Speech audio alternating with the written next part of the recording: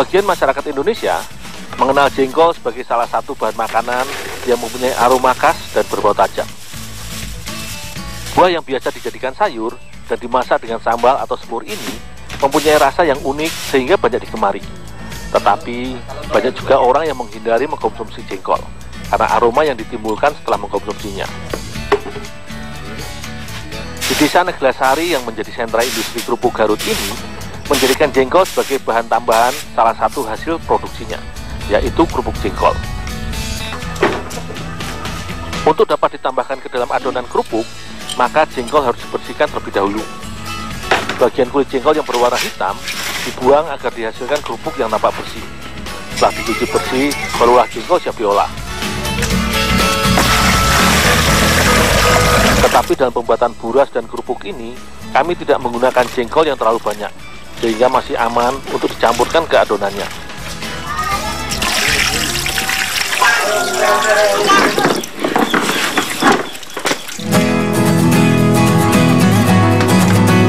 Di tempat pembuatan kerupuk milik keluarga Pak Deden ini, kerupuk jengkol menjadi salah satu primadona yang banyak dicari pelanggan.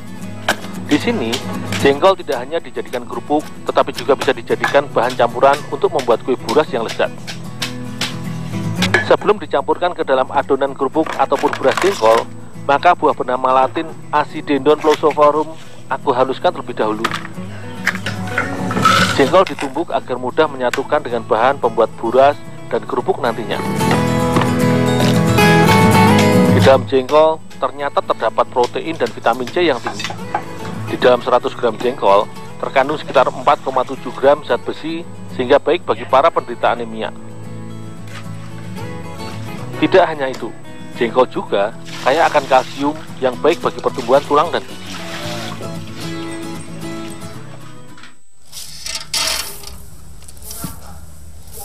Untuk dibuat menjadi buras, jengkol nantinya akan dicampur dengan beras dan dikukus. Buras yang merupakan lontong yang diberi campuran atau isian dan dibungkus dengan daun. Sebelum dicampurkan dengan bahan lainnya, beras yang sudah ditampi bersih akan ditanak setengah matang.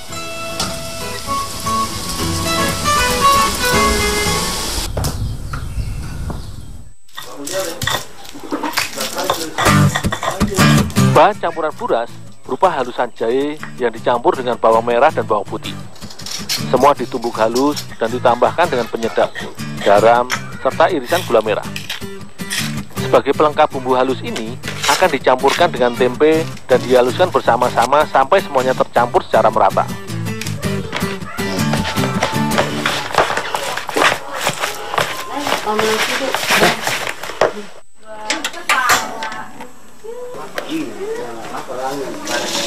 Tempe berbumbu yang sudah dihaluskan selanjutnya ditumis agar semua bumbu semakin meresap. Penumisan ini juga menjadi pematangan awal agar saat dicampurkan dengan buras nantinya semua bumbu telah matang, sehingga pengukusan buras nantinya hanya membutuhkan waktu yang sebentar saja. Jengkol yang sudah ditumbuk kasar tadi juga langsung dicampurkan ke dalam tumisan tempe berbumbu. Semua bahan campuran untuk dibuat menjadi buras ini selanjutnya dimasak hingga matang. Memasaknya juga agak lama untuk memastikan agar jengkolnya matang sempurna.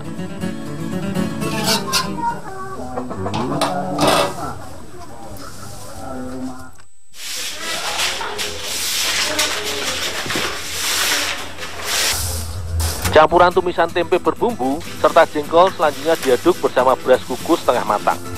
Mengadukan ini akan meratakan semua nasi dengan bahan lainnya. Setelah merata, barulah adonan buras dibungkus dengan daun bambu yang sudah dibersihkan. Sedikit adonan buras dibungkus dengan daun bambu yang dibentuk segitiga dan digulung sedemikian rupa, sehingga semuanya tertutup daun. Jika biasanya buras dibungkus daun pisang, maka buras yang menggunakan daun bambu memiliki bentuk dan tampilan yang lebih menarik. Semua cetakan buras yang telah terbungkus daun bambu selanjutnya dikukus sebentar. Pengukusan hanya untuk mematangkan beras serta memadatkan semua adonan buras agar lebih menyatu. Tidak membutuhkan waktu yang lama. Setelah 30 menit, kukusan buras sudah matang dan bisa diangkat.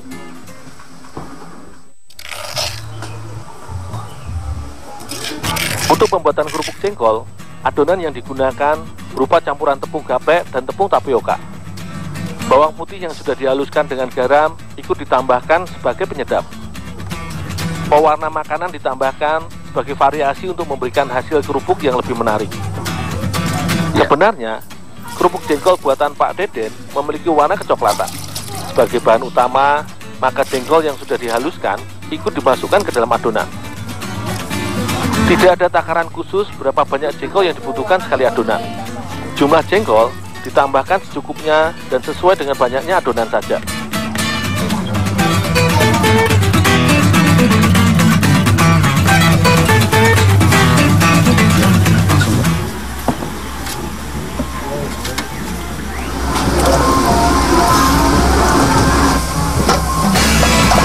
Adonan cair kerupuk jengkol yang sudah jadi selanjutnya dimasukkan ke dalam cetakan bulat dan langsung dikukus sampai matang.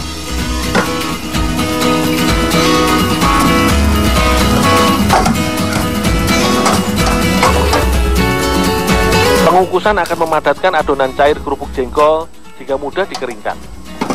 Pengukusan juga akan mematangkan campuran tepung gaplek dan tapioka yang digunakan sebagai bahan perekat kerupuk jengkol ini. Adonan yang sudah matang dikeluarkan dari loyang bulat dan diletakkan di atas para-para bambu.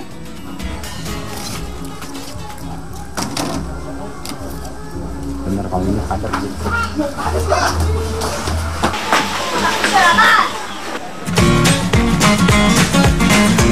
Hasil cetakan kerupuk jengkol akan dijemur sampai kering. Butuh waktu sekitar 2 hari untuk membuat keripik jengkol siap untuk digoreng. Penjemuran ini juga akan membuat tekstur kerupuk menjadi kering sehingga bisa mengembang saat digoreng.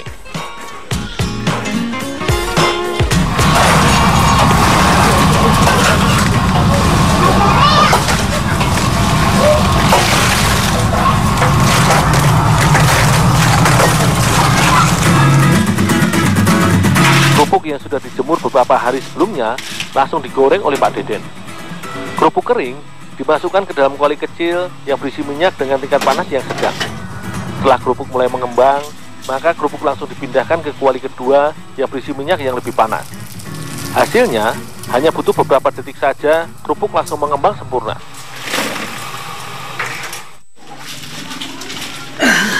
Kerupuk yang sudah digoreng, langsung diangin-anginkan sebentar hingga uap panasnya hilang. Setelah itu, kerupuk jengkol langsung bisa dikemas dalam kantong plastik.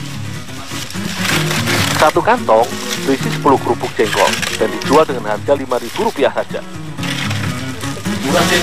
Dengan harga yang murah serta rasa yang unik khas jengkol, kerupuk ini bisa menjadi pilihan cemilan sehari-hari. Menurut rasa, beras jengkol ini sangat berbeda dengan beras biasa yang pernah aku coba. Rasa jengkol yang khas dan berpadu dengan campuran tempe berbumbu pada buras sangat enak dan cocok dimakan bareng dengan kerupuk.